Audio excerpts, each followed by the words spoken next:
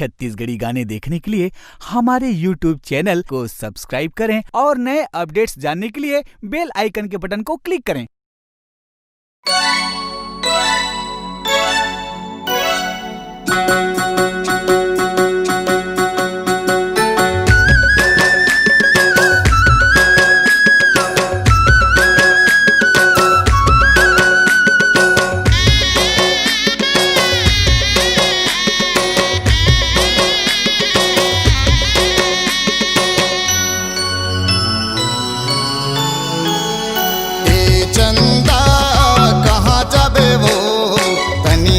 बता देना ए चंदा कहाँ जाबे वो कहीं मोला बता देना।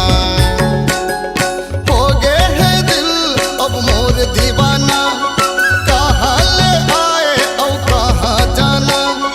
हो गए है दिल अब मोर दीवाना, कहाँ ले आए और कहाँ जाना। बताना ए चंदा चंदा कहाँ जाबे वो तनी मोला बता देना। ए चंदा कहाँ जाबे वो कहीं मोला बता देना।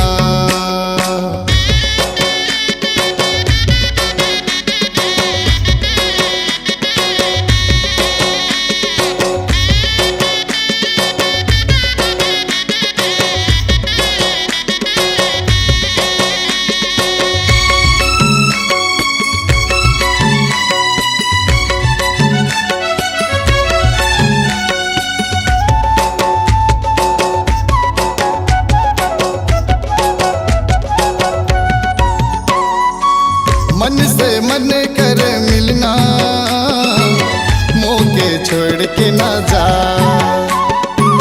संग मोला तल जाना, मुँह मोड़ के ना जा।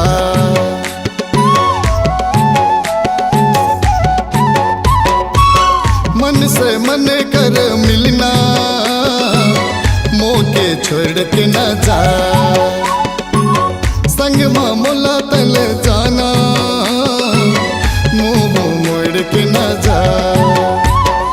चन कर पे कोई यार तय बहाना, कहाँ ले आए और कहाँ जाना। चन कर पे कोई यार तय बहाना, कहाँ ले आए और कहाँ जाना। बताना ए चंदा कहाँ जाबे वो मोला बता देना। ए चंदा कहाँ जाबे वो कहीं मोला बता देना।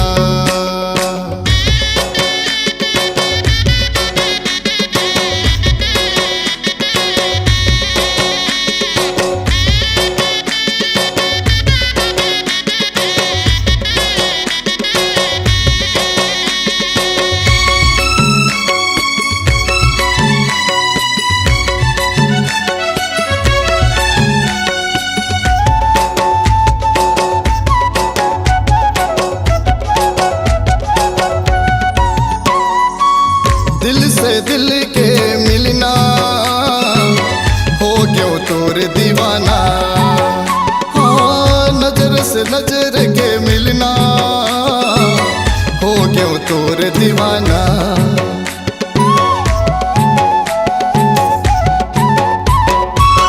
दिल से दिल के मिलना, हो क्यों तोर दीवाना। नजर से नजर के मिलना, हो क्यों तोर दीवाना। तोर संग महावर जिंदगी बिताना, कहाँ ले आए और कहाँ जाना। तोर संग महावर जिंदगी बिताना, कहाँ ले आए और कहाँ जाना। बताना ए चंदा कहाँ जाबे वो मोला बता देना। ए चंदा कहाँ जाबे वो कहीं मोला बता देना। हो गए है दिल अब मोर दीवाना, कहाँ ले आए और कहाँ जाना। हो गए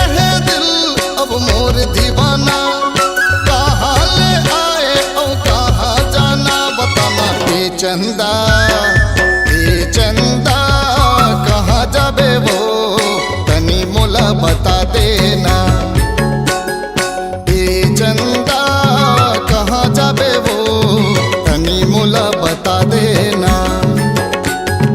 ए चंदा कहाँ जाबे वो तनी मोला बता देना।